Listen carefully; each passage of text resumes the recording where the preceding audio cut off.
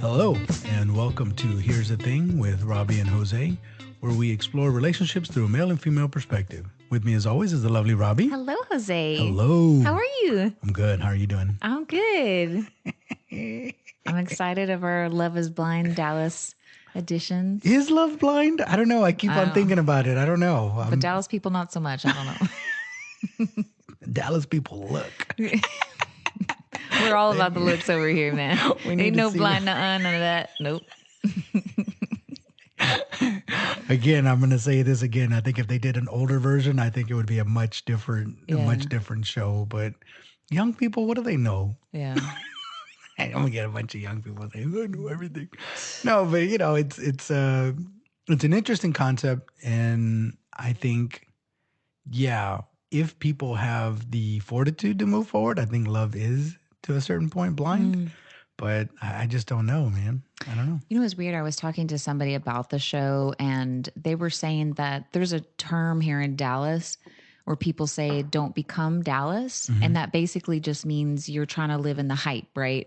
And this person was saying that a lot of the characters on here seem like they're all trying to, it's more about getting Instagram followers and you know what I mean? Like it's that pretending of look at me, I'm so rich, but then they have tons of debt. You know what I mean? Yeah. Like we're all trying to be Dallas. Yeah, well, everybody's trying to be back in the day, it was a reality star. Well, it just doesn't feel like season 1 and 2.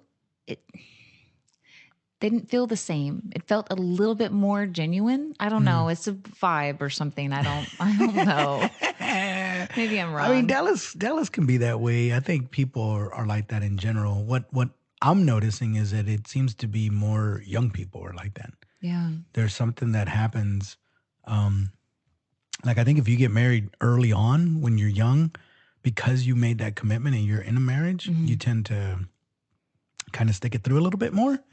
Whereas if you get into your 20s and you're not married, there's just so many different options out there. Yeah. I mean, so I think Cole was saying this in the first episode. He was talking about how, when you're in high school, there's just a whole bunch of girls everywhere, take your pick. And then you go to college and the same thing is take your pick. They're all over the place. They're just running wild. And then you get out of college and it's where'd everybody go? Yeah, he was trying to talk to somebody at the toilet paper aisle or whatever. Yeah, that's right. He was like, I chatted her up, but I'm never going to see her again and all this other stuff. What do you wipe your butt with? But see, my point being is that, that's why a lot of times during, let's say, high school and in college, you kind of weed them out and then you find somebody, hopefully, that you want to, after you've dated a while, whatever. Once you get out of that, it's absolutely sorry. Welcome to the real world. It's hard because now everybody's out. And really the only other place to meet somebody, if you're not going to bars or whatever, is at work. Yeah. So, or the dating apps, but you know how the dating apps are. Yeah, it has their things.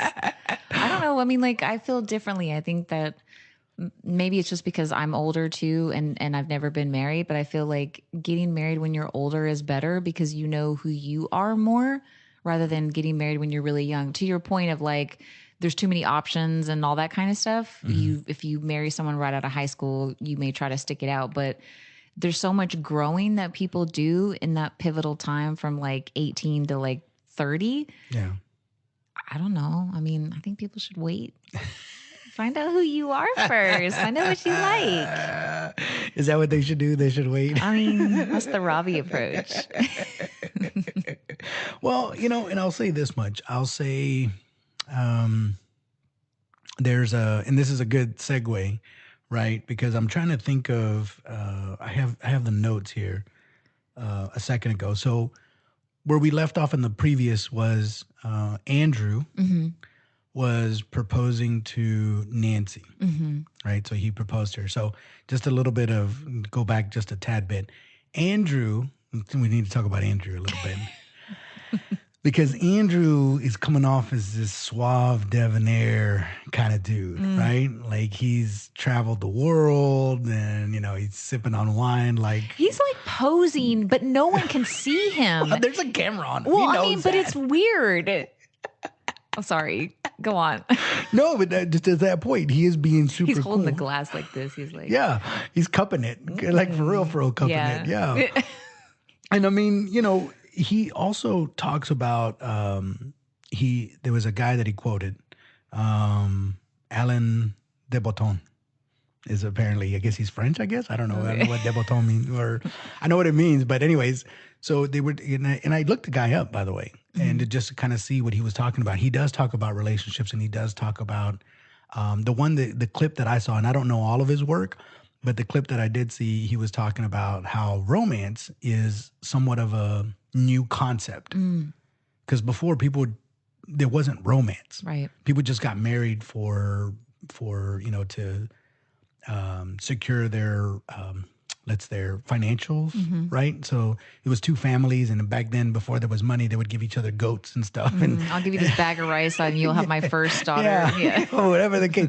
But it was a beneficial thing for the family to keep the wealth going, let's say. So you would marry them into more wealthy people, and then you established a class, and that's how the wealthy people stayed wealthy, is that they just exchanged those sorts of things. But the notion of romance really wasn't part of the deal. Right. Like, you're just going to marry this person, and you guys are going to, and this is, because I know when you say that, you're like, oh, it was bad for the women, but it's like, it's bad for the guys too, because it's like, look, you're going to marry this person, whether you want to or not. We've already made arrangements for you to marry this person, so you're going to marry them, and that's it. If you, let's say, tolerate them or whatever, that's on you.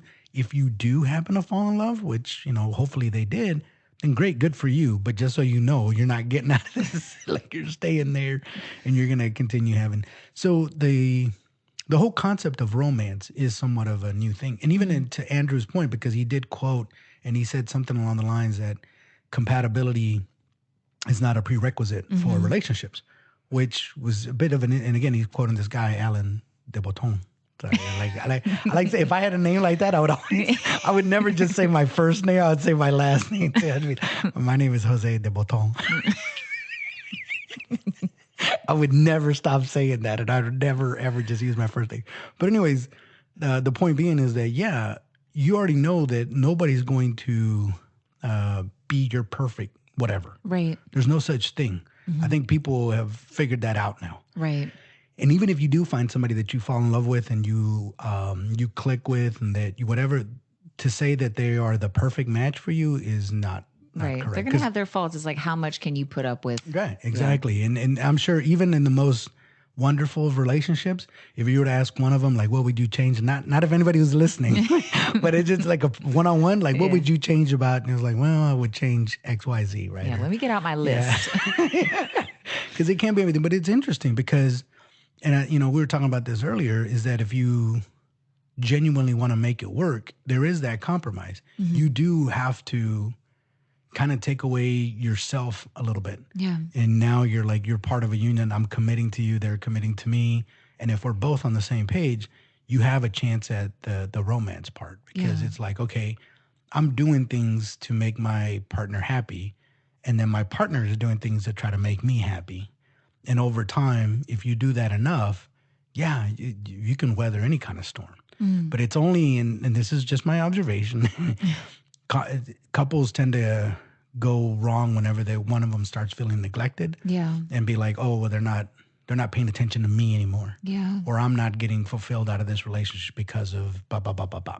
It's like, okay, get it. So when one person is misaligned like that, but I think if they both have the same attitude of like, hey, I'm going to give you everything I got, and I'm going to devote my life to making you happy, and the other person says, I'm going to devote my life to making you happy, how can you go wrong? I hear that a lot with my male friends. It's usually when their wives become mothers, because then they care about the kids more than the husband. Yeah. And so the husbands will feel neglected at that point, because it's like, before kids, it's like, my husband's my everything. Now it's like, well, my baby is my everything. And then the guy's like, what about me? Well, you know what? And I will say this. Yes, right. So I think that does happen. I think if the dad took the same approach and focused on the kids a little bit, it would make sense, right? What I will say, in the dating world now, me being 46, when I read a profile, and don't get me wrong, I understand it. I'm Not saying this is bad, but when I read a profile and they say, my kids are my world, they're going to come first no matter what, cool. So they're telling you right off the bat, you will never be their number And one. there's not a lot of room for you in that I mean, equation. you see what I'm saying? As a Yeah. guy, when I read that, I Yeah. get that you're a mother, and I'm a father too, but eventually my children will grow up and leave. Yeah. And then they can't be my world anymore. I know. So once they're in their 20s and 30s and they have their own families, I can't be like, well, I'm going to forsake my partner because I'm going to be with them. Yeah. Whatever my kids want, that comes first. Sorry, it doesn't work that way. Yeah. And that's kind of the issue. And I think even couples that do stay together, whenever one person is, again, they're all about the kids and they're like, hey, no matter what. Yeah, the husband's going to be like, wait a minute. You committed to me. Yeah. I committed to you. And I get that we have children, we have a responsibility to raise them, but you made a commitment to me. So it gets kind of dicey, but I'm telling you, whenever I read that, usually I'm like, okay, where does that put me? Yeah. Like I'm already going into the situation knowing I'm second, third, or even fourth best. Yeah. Which is also scary because I do have some female friends where, they've been divorced and things and, it's the same thing. Their kids are their everything. And I'm not saying you have to be with someone, but to your point, when they're grown, what are you going to do then? Because now you've been out of the dating game by choice for like 20 years. And then you're going to be scrambling. You're going to be lonely. Well, okay. Some women, I get it. I'm not saying you can't be fulfilled without a husband, but like the kids can't be everything. Right. Well, I'll say this much. I'll just put it to you this way. Again, being a single dad, the kids can be first. Right. But then I'm not going to date.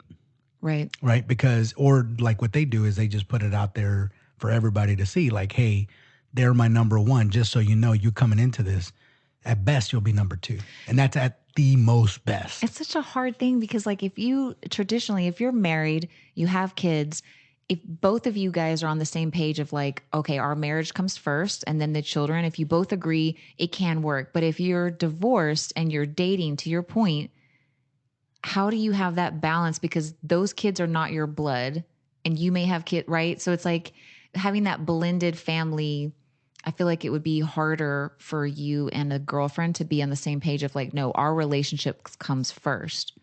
Because it really, I mean. That's what I'm saying. So for me, when I started dating when my kids got older, then I was like, okay, it's a little easier for me to date now. Yeah. Because yes, they do take, and it's not that I'm saying that they were my world or not my world. That's not the point. The point that I have is I have a responsibility to my children. Yeah. So, and I do love them, but I have a responsibility to take care of them, to feed them, to clothe them, to be there emotionally, to help them become better people and hopefully functional individuals in society. So these are the responsibilities that I have, and that I take my responsibilities seriously. But there is a limit to that, right? Or not a limit, but there is a time frame. Right. So at a certain point, they're going to become adults, and I have no control over what they do. Yeah, like, and it's just getting easier as they get older. They need less of you. Yeah. So, and then at that point, I can focus more, right, on my relationships and do those sorts of things. So I get it. It's a tight spot, but from and I don't know, maybe women can write in and tell me if there are any situations where the guy puts that on their profile.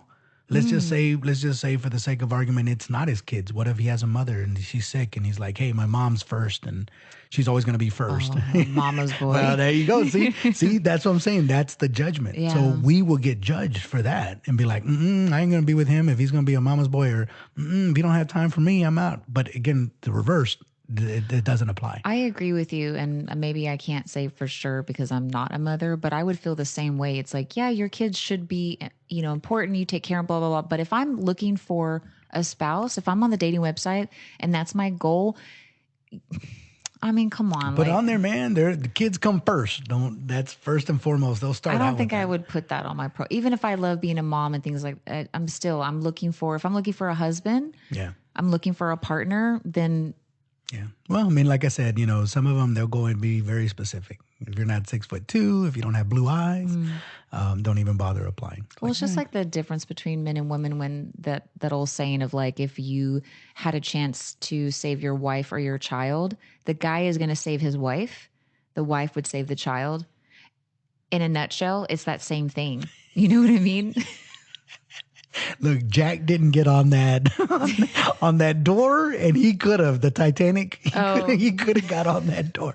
And Leonardo DiCaprio gets asked that question I'm a just saying lot. for men He could have fit typically, on that door. yeah, he could She have. could She have was being scooched. stingy. She could have scooched over just a little bit, and it's a door for crying out I loud. would never, even if Yeah, even let's talk if I about that. wasn't in a relationship with Jack, I would still to let somebody you see them freezing to death and there's room on this door. Why would I anyone, if it could be a stranger holding onto the door, I'm like, dude, get up on here. Like we'll make it work. How could you watch that?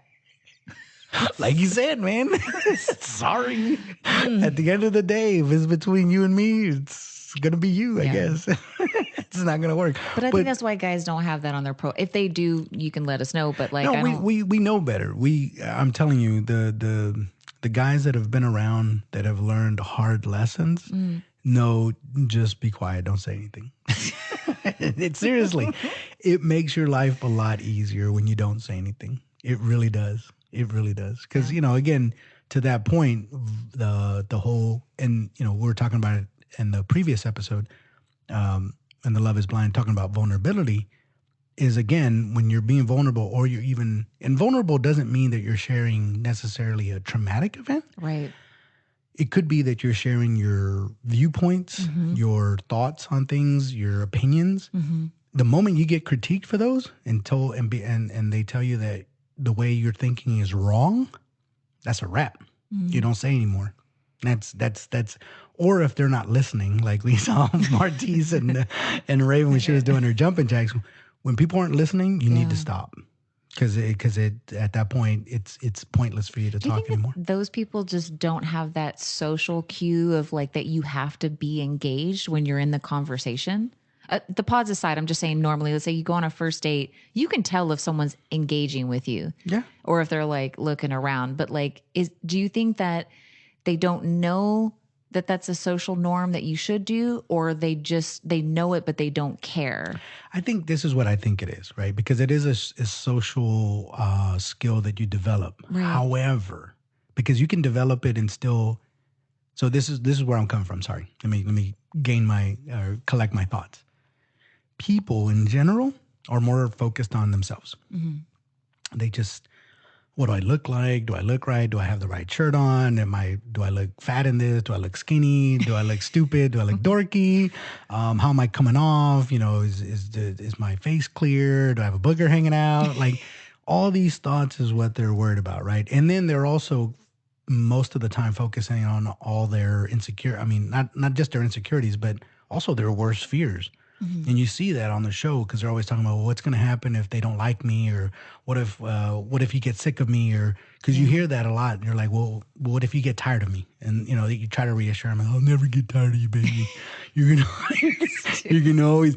But my point being is that they're more focused on themselves. And so you can develop social cues by listening to folks and being engaged, and you can learn that, but that still doesn't change the fact that you're still focused on you. Now, what I've learned, and this is a lot better for me, is I'm more interested in you, because I really do think people in general are very interesting. So I like asking questions. I like to hear about stuff. I like to hear about their past. I like to hear about everything.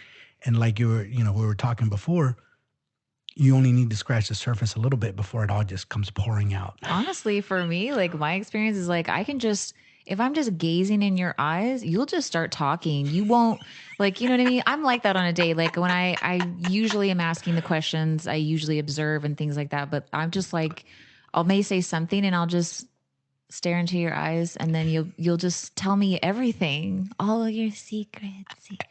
I'm telling you, guys do that all the time too. So, and especially if the people are, very into themselves for one reason or the other, they'll tell you everything that you need to know about them.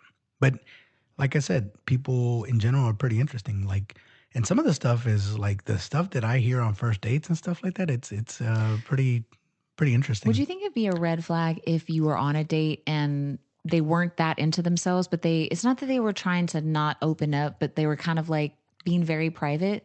Would you look at that as a red flag, or it's just more of like, oh, well, they need to get comfortable with me first? Like, how would you view that? Yeah, I think it depends, right? I think if you ask the right questions, right, I think it'll come out. Which we're going to talk about a little bit further with SK and Raven. That's a perfect example there. But we'll kind of segue into that in a little bit. But if we could go back to just Andrew real quick, right?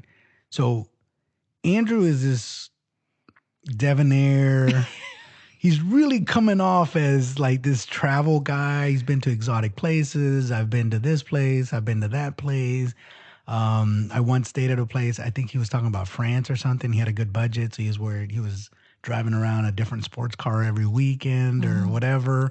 And so, and again, he's drinking, like you said, the wine. He had that shirt though. Oh, the short sleeve with the vest? Yes. What was that? Because I thought about that. Is that a new thing? Because I've never seen that. I mean, I was kind of digging it. I have seen it before, and Andrew looked very good in it because he's very fit. Yeah, yeah.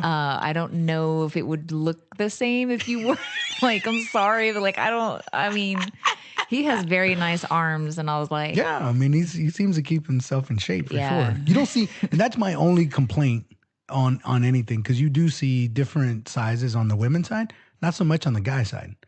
They're usually all pretty fit.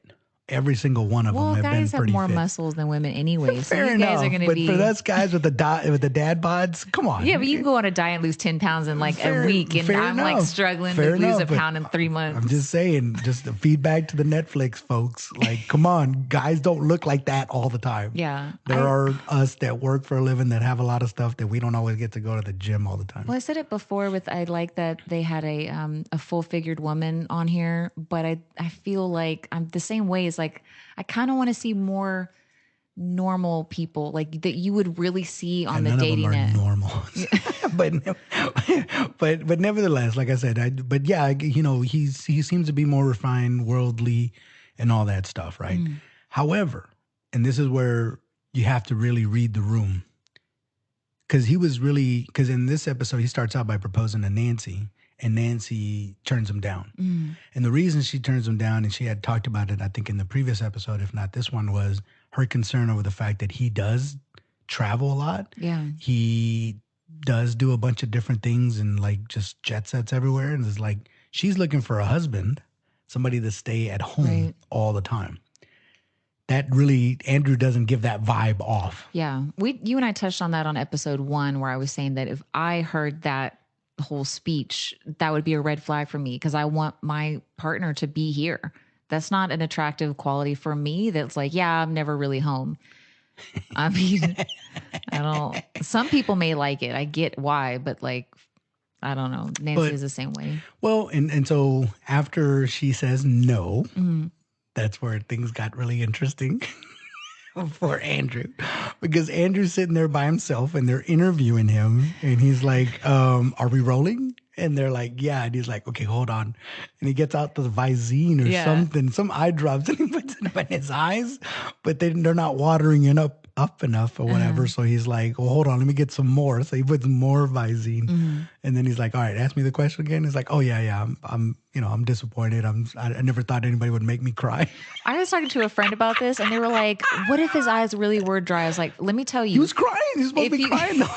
But I'm saying, like, he was like, well, what if they were just dry? And I said, look, if you put eye drops in your eyes, you're not going to let it stream down your face and stay there. You're going to immediately wipe it. He had it streaming and left it there the whole time. And then he said that they made him cry. Yeah. That was clearly a lie. And trust me, let me tell you something.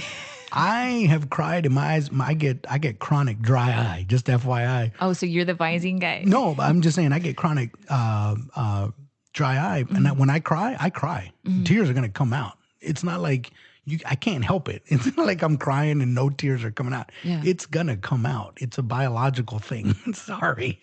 So my point being is, even if he did suffer from dry, if he was genuinely teared up and crying, you would have saw it. Yeah. But again, the camera caught everything, and they didn't edit at all.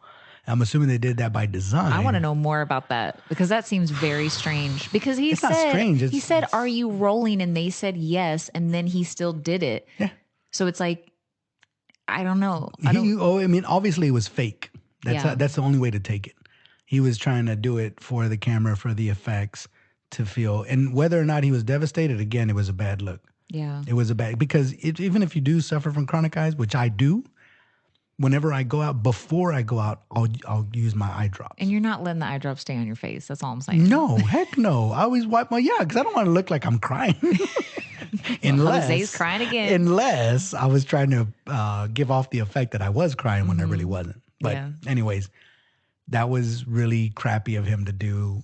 Again, I would assume that that sort of guy, that refined, would impress some girls. But I think in this case, the only reason why it failed is because the people on this show have an agenda of getting married. Yeah. But if you were dating, right, and he was a guy that you were dating and you just were out having fun, Yeah. you saw him, you swiped on Tinder, whatever, all of that would probably impress you, and he would, probably get lucky that night. You know what I Yeah. mean? Because it's like, I'm not looking for a husband, I'm just looking for a date Yeah. tonight, right? So And I like the way your arms look in that shirt. exactly. And us dad bods, we just have to go someplace else with that because nobody wants to hear about us. And It may look good. I don't cleaning know. up. I gotta see. Next time you come over, you wear a shirt with a vest. Let's see. I don't know. No, it's not that, but it's just, again, that's more interesting. So I get it. It's very appealing. Like and I'm speaking up for the dads out there and for the guys that like have responsibility. Yeah, we might not be as refined or whatever. We go to work, we take care of the kids, we pay the bills, we make sure that all your responsibilities. That's not very sexy, right? Like you want to hear he has that voice. I disagree. I think that is very sexy. Trust me, when you're competing against that, you're not going to win. It's as simple as that. And that's unfortunate, but that's the way it is. It is. I mean, what are you going to do? You know what I'm saying? It's worse when you're young because then you're like way more superficial and it's going to mean more to you. And they can't help it. There's this whole, with the whole phone thing and the way it's propelled. It used to be like that always, right? But now I think it's gotten worse. Because before is whatever you saw on television, that's what everybody was trying to emulate.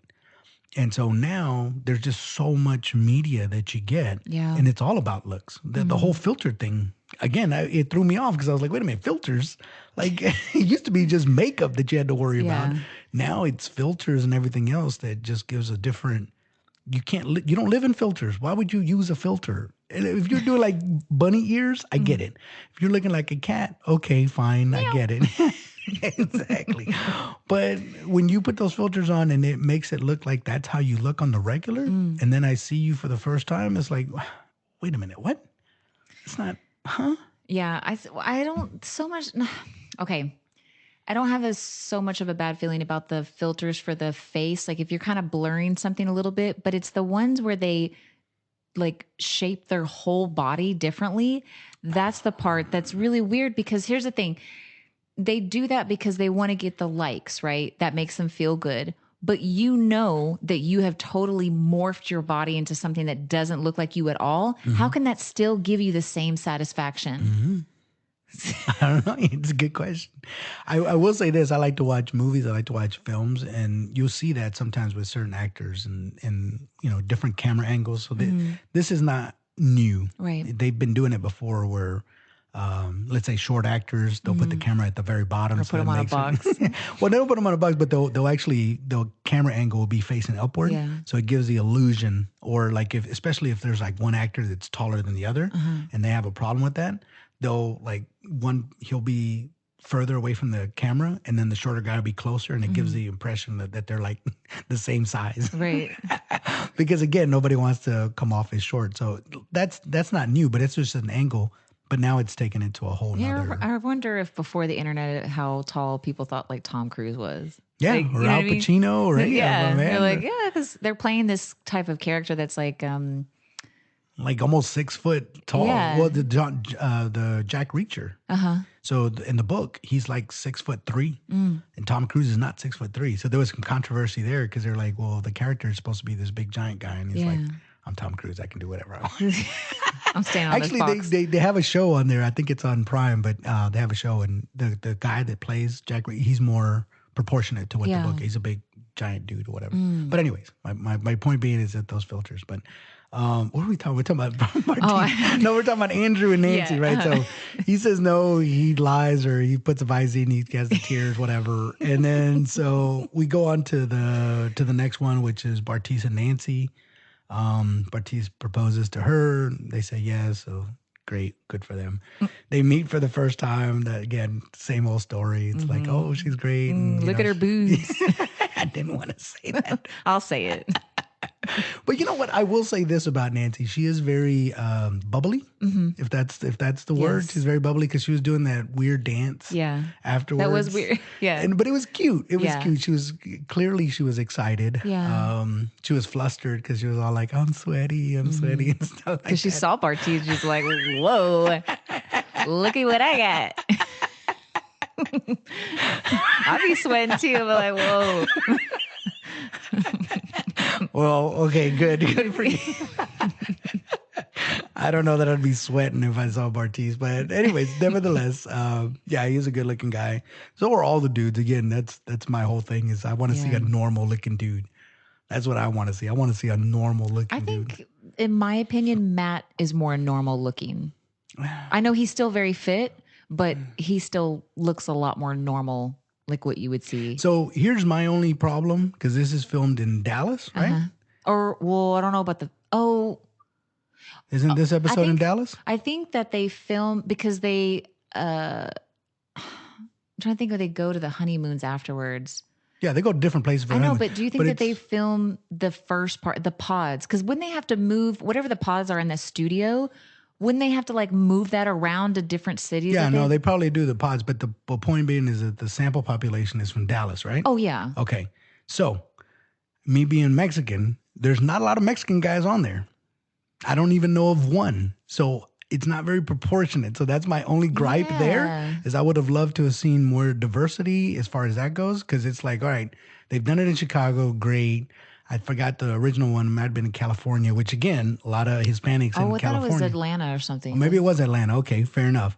But Dallas, come on. Yeah. Like, For you know what anyone I'm who saying? doesn't know anything about Texas, there is a lot of Hispanics here. We're all over the place. Yeah. But that's what I'm saying. So it's just like you don't see any of that. So for me, I just kind of felt a little disappointed. I was like, oh, okay, cool. I agree. Like, where are the vatos at? You know what I'm saying? Where the essays at? You know what I'm saying? Because that would have been a different conversation. I would have been like, what's up, baby? And even for the women, wasn't Nancy the only Hispanic woman? Talk it. That's what I'm saying. I'm having a hard time with that because I don't know where they went to get these people, but I don't even know if they're originally from Dallas. But all I do know is that they're underrepresented in this situation here, and I'm just trying to figure out why. Right? It's like, all right, it's Dallas, so like, you know what I'm saying? It's like if you did it in New York and you couldn't find a Yankees fan. It's like, come on, it's Right.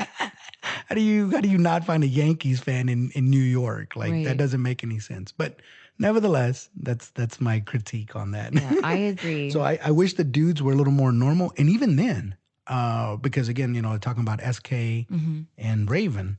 So, he continues to compliment her, which, and if you listen to the last episode of Love is Blind, right? That's the secret. If you really want to get in with a woman, just listen to what they say. Just listen, ask questions, and make it about them. You're perfect. And yes, you're amazing. You're wonderful. If you do that, I'm telling you, they'll respond to that a lot better. But she meets SK for the first time and he proposes to her. And you could clearly see that she was not into that dude. Like you physically anyways. Physically. Which is strange because she already knew, like you could kind of tell, I think I can't remember. Someone alluded to the fact that he dresses really well and things like that. I think she kind of had a vision of SK. So it's like, why would you be that shocked? You know what I mean? I mean, because he's the whole not. Premise of the show is that love is blind. Yeah. I feel like, you know what, they would really spice it up if they did this on the show. Sorry, because I'm over here. But if after they met, if they were able to back out of it. If they told them and say, hey, okay, you met, or do you want to back out of it? Now's the time to back out of it. I think they can. No one's going to do that. Like, you mean if they didn't like them at all? Yes, they're like, if they looked at them and I said, think they can this back isn't going out. to work. Because we saw it in season 2 where Shayna left Kyle in the middle of the season. That's what I'm to avoid that, though. But if they saw each other in the pod and then they went back. No one's going to do that because they don't want to look that superficial. But it comes off anyway. What if the doors open and then they run away? They're like, like, nope, close the doors back up. But here's my only point and this is the part that I'm really having a hard time with, right?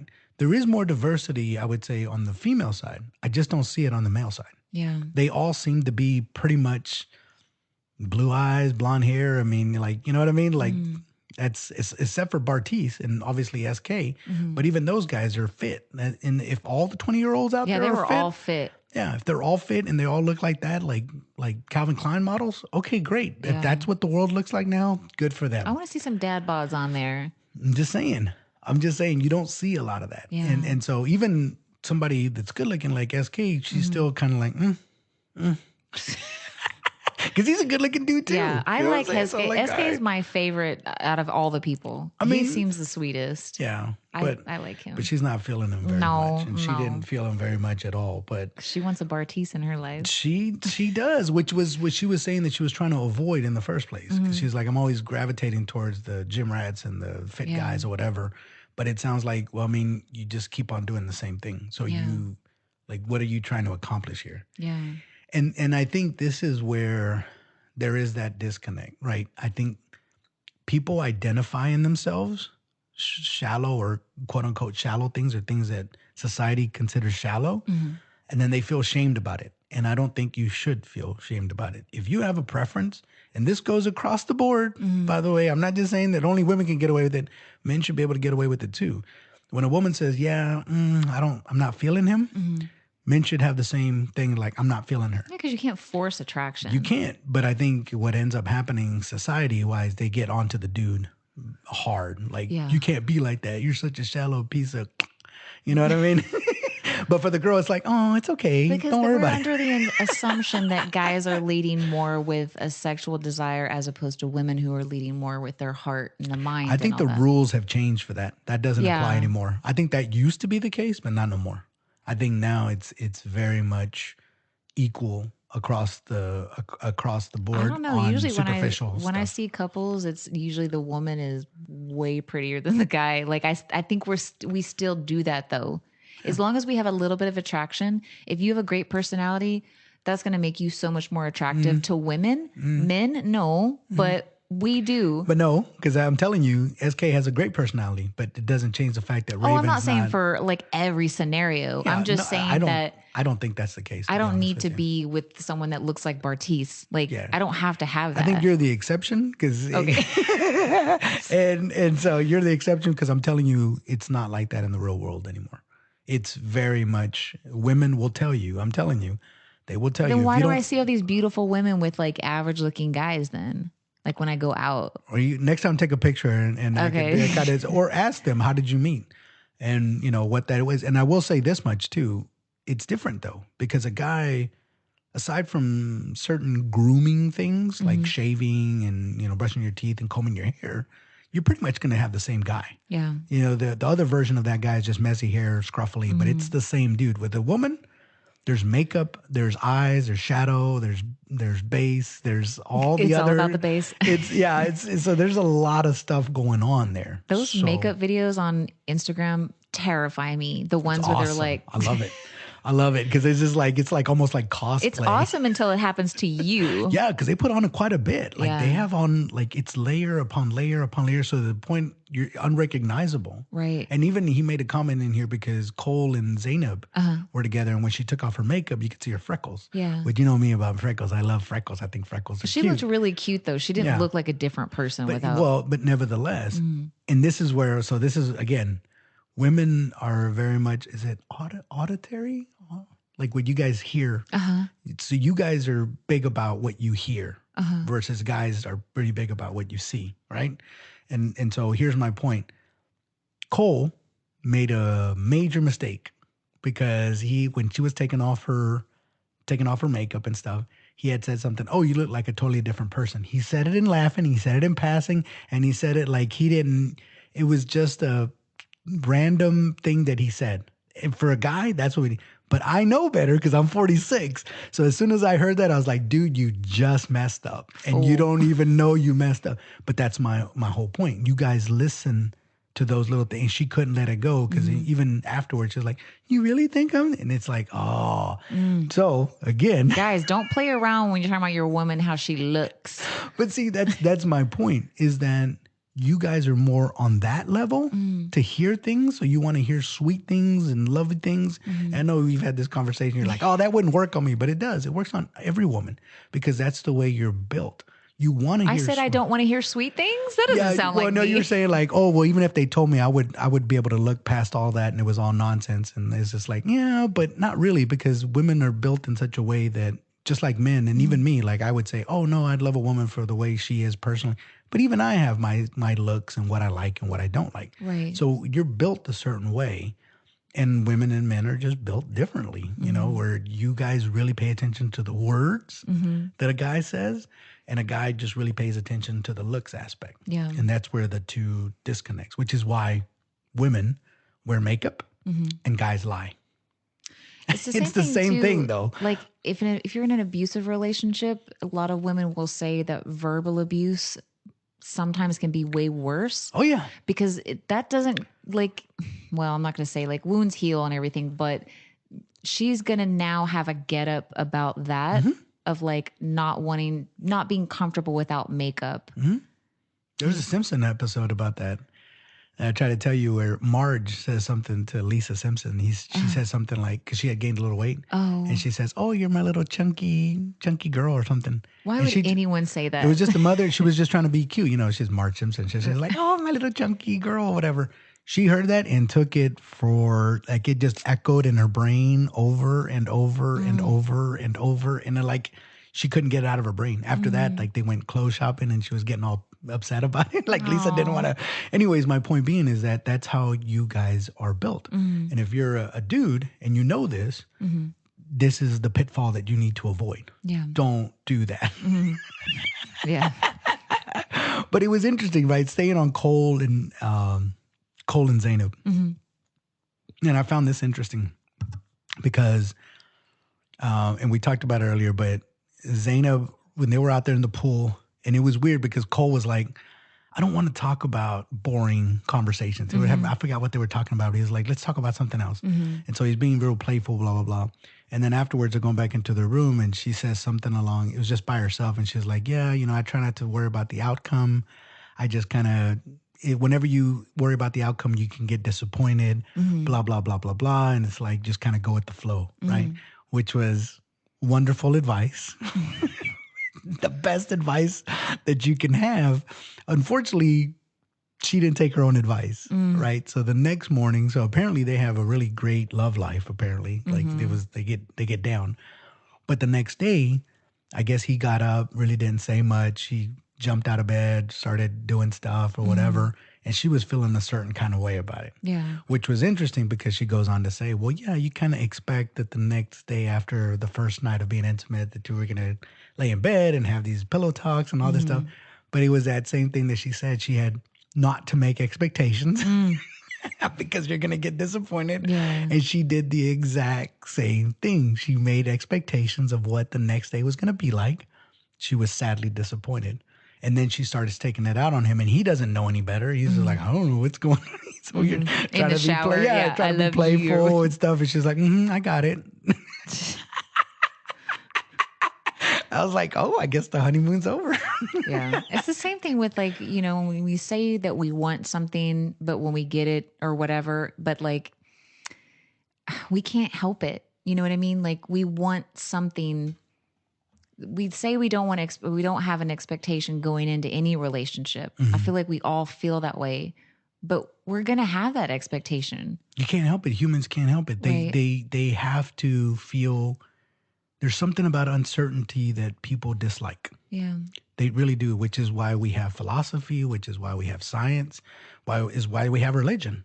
It's all of those things is people's attempt at trying to figure out what the world is. We want the answers. Yeah. I want to know what's going on. And so they branch out. It's instead of just living and saying, okay, let's just live and see what happens. They're like, no, I need to know why. I need to know why this is this way and why that is that way and why all this other stuff. I hate watching cold case files. Like I want to like, I love watching like murder documentary, all that kind of stuff. But if you're not going to tell me who the killer is, I'm not in it. Like, nope. I want to know. So you like whodunits? Because on whodunits, they're usually like Scooby Doo. They used to always have Oh, like somebody. red herrings and stuff? No, no, no. You'd like to see at the end the conclusion of who Oh, actually was yeah. it, was doing pulling Yeah, all if the I'm gonna put strings in and that kind of stuff. time to watch it, like unsolved mystery, all that stuff, like I can't. I Because want they're to. unsolved. Yeah, they are, but I don't like that kind of stuff. They should start when it says solved mysteries, and Yeah. then you be in on that one, Some right? people like it. Like some people I talk to about that in particular, they're like, I like the not knowing because then they get to debate and think about and all the options. It's like, But here's the thing about that, and this is the paradox as far as I'm concerned, is people want to know what's going to happen. They want certainty, but there is no such thing. There is no way anybody can predict anything. right. They just can't. You can give you a probability. That's the best you can do, but you can't predict how any situation is going to work out. Yeah. So to think about it so much is pointless. It really is. But we as humans can't help ourselves. Yeah. We're just going to do it because that's just how we're built. And I think sometimes you can get in your own head. And especially if you start, and I've done this too, mind you, so I'm speaking from experience.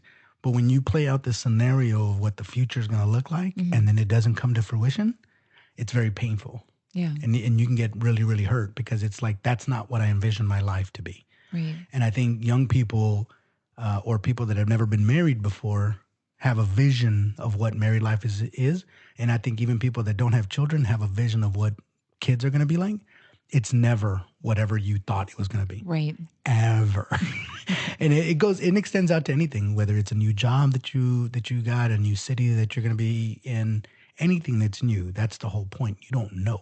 Yeah. And what's weird is you're only referencing what you already have, which is not necessarily what the future is going to hold because your past doesn't really Right. going to tell you what the future is. Anyways, I just thought that was very, very interesting. Yeah. But Zainab did the same mistake, and she's trying to predict the future. Yeah. And she had an expectation of what it was supposed to look like, and it doesn't look like that. And now she's upset. And it's like, I got you. Sorry. Yeah. Welcome to the human race. So like that's for everybody. But I will say, but they are doing it good because I mean they were having fun. Cole did mention the fact that they're having fun. Let's just say that. They're on their honeymoon.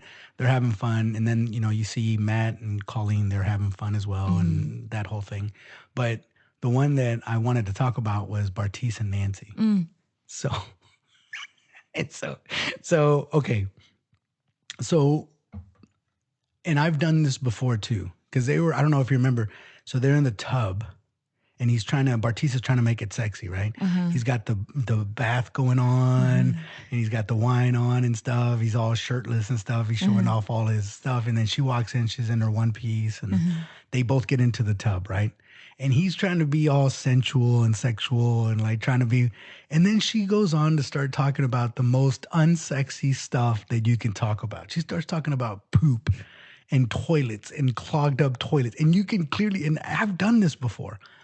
When the conversation goes that way, like the most that you can do is just start kissing her because she's missing the point. They like, must have edited the beginning of that conversation because why would you bring that up? It happens.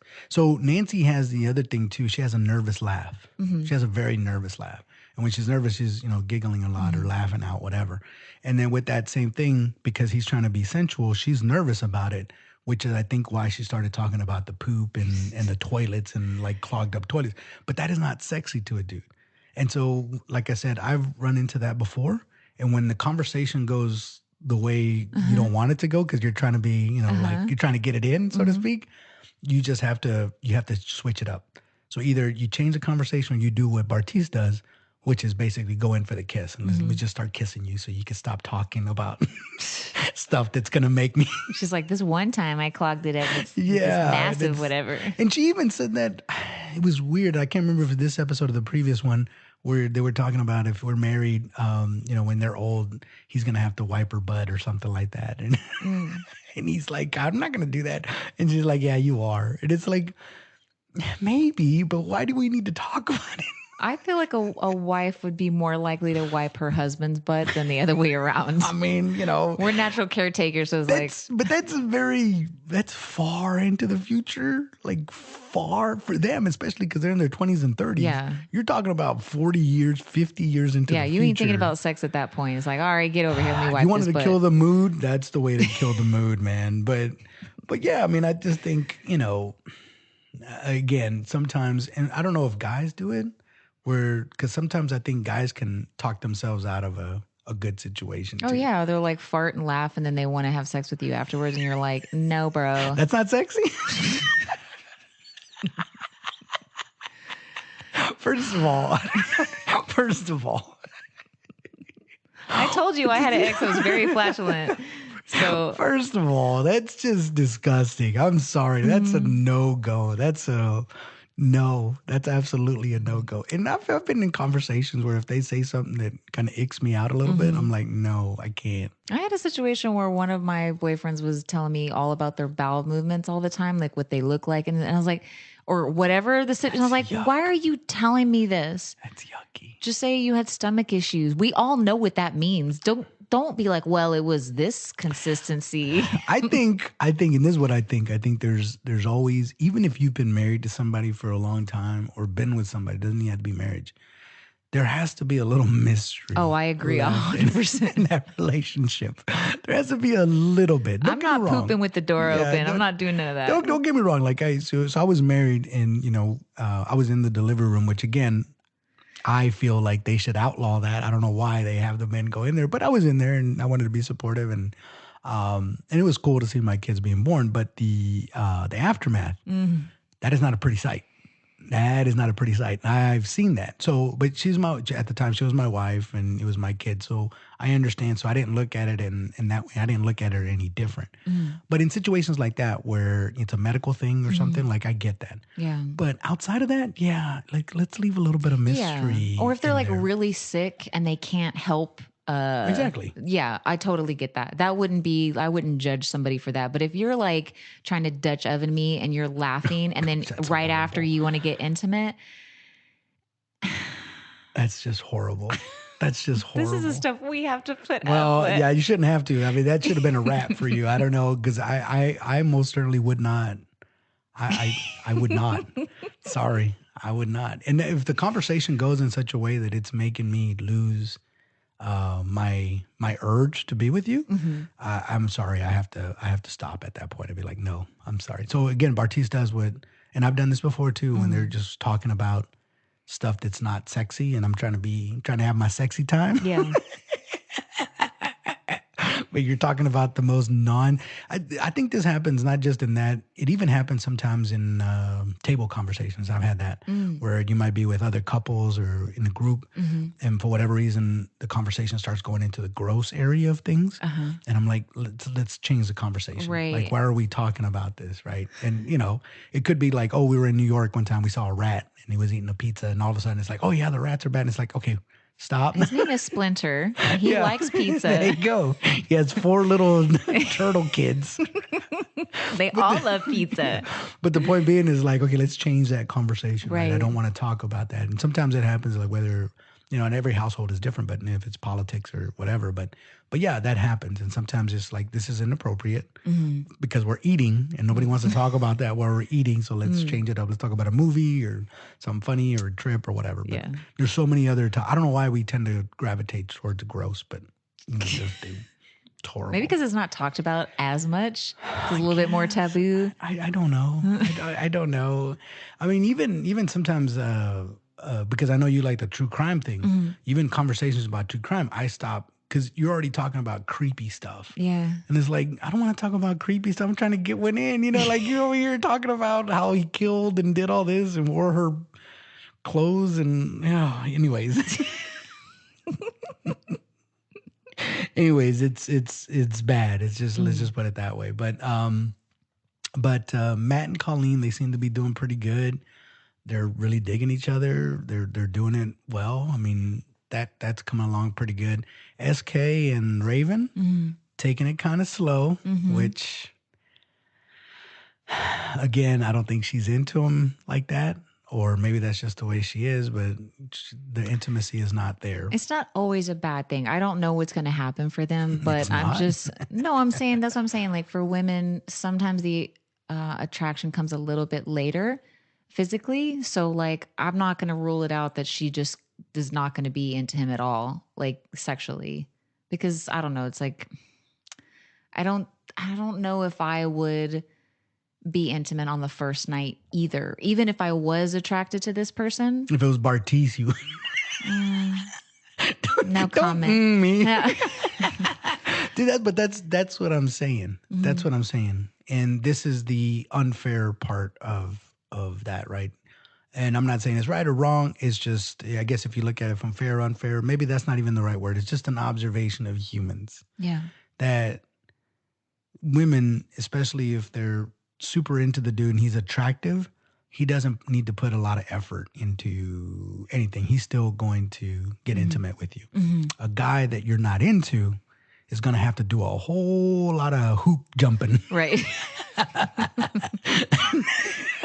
You'll get the same result, but you're going to put in the work. I mean, he's got to put in a lot of work. He's Yeah. going to jump through this hoop and jump through that hoop and jump through that and that and that. And then eventually he'll get the intimacy if he hangs in there that long. Yeah. But again, that's the way life is, unfortunately. And then of course, let's not forget about Brennan and Alexa. Because again, those are, they're what I like about the honeymoons is they are still kind of getting to know one another now, especially in person. So they're having these more serious conversations about, okay, what's going to happen when we go back to the real world, and are you ready for marriage? And it's like, well, you're already engaged. That's the other part. I don't know if that happens more frequently now. When I got engaged, I never stopped between the engagement and the marriage. When we actually got married, I never stopped to ask her, "Do you still want to get married?" She already said yes. So for me, so I don't. And it seems like sometimes maybe I might be wrong about this because I haven't really looked at it, but it seems to be the women that ask that question a lot. Yeah. Like, do you still want to marry me? It's like, well, for a guy, that's the most confusing question in the world. Well, maybe they're getting mixed signals. For a guy, that's the most confusing thing in the world. You know what I'm saying? It's like, if I accept a job, they're not going to call me and let's say I don't start for 2 weeks. They're not going to call me a week into it. Hey, you're still coming on board, right? You still want to be part of this, right? They don't do that. Like, it's not, once you accept it, or I just don't see You're it. talking about emotions. That's totally different, though. But dude, you made a commitment, though. But if That's the what I'm guy saying, is though. giving me mixed signals, I may ask for some clarification or to be reassured if I'm feeling insecure about it for whatever reason. But I don't understand what mixed signals is, because he already said yes. He already asked you and put a ring on it. So why would you feel the need to ask that question again? Maybe it's their own insecurities. Maybe it's stuff from their past. I mean, we all have the triggers, and Well, that's what I'm saying. That right there is it's very confusing to a man. It's very confusing. And if I'm not for nothing, but if I'm a dude and I've asked somebody to marry me and then she's asking me that, I'm gonna take that as you're projecting. So that means you are having reservations about that, not me. yeah, You are having reservations. So what's going on there? Now, again, these guys aren't fine-tuned enough to figure that one out. yeah, But if that was me and somebody were asking me after I'd already proposed to them and they're like, do you still want to marry me? Blah, blah, blah. I'm like, okay, what's going on with you? Something's going on with you. yeah, Now, again, you might say that it's mixed signals that I'm giving you. It's like, okay, let's address that. And what do you think is happening there? Because even those mixed signals, it's still within their own brain.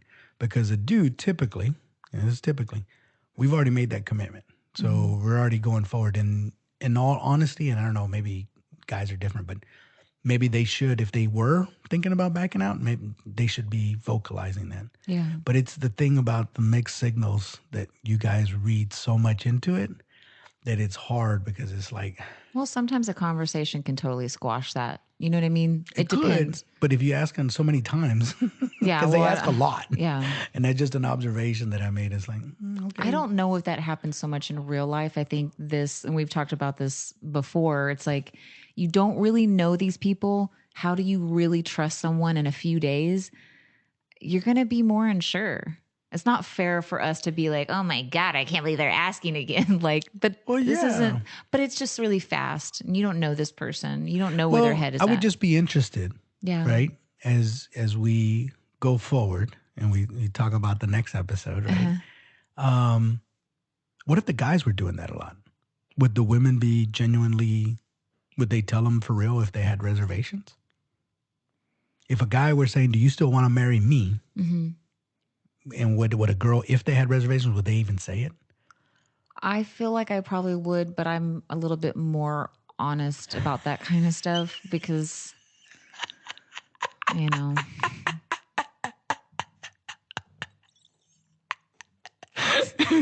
Depeche Mode, man, and the policy of truth. I'm telling you, listen to that song. Depeche Mode, policy of truth. I listen to that song sometimes and I'm like, what are you trying to tell me, Depeche Mode? But anyways, it's an observation. It was a good conversation. This was interesting. The honeymoon is always nice because they're getting to know each other. yeah. They're supposed to be fun. It's supposed to be romantic, but like anything else, there's a lot of drama that goes on. Yeah. And Juicy. yeah, you just can't get around it. But again, I wish them all luck. We'll see how this whole thing turns out. But yeah, until the next time, until we do episode. What's the next episode? Four.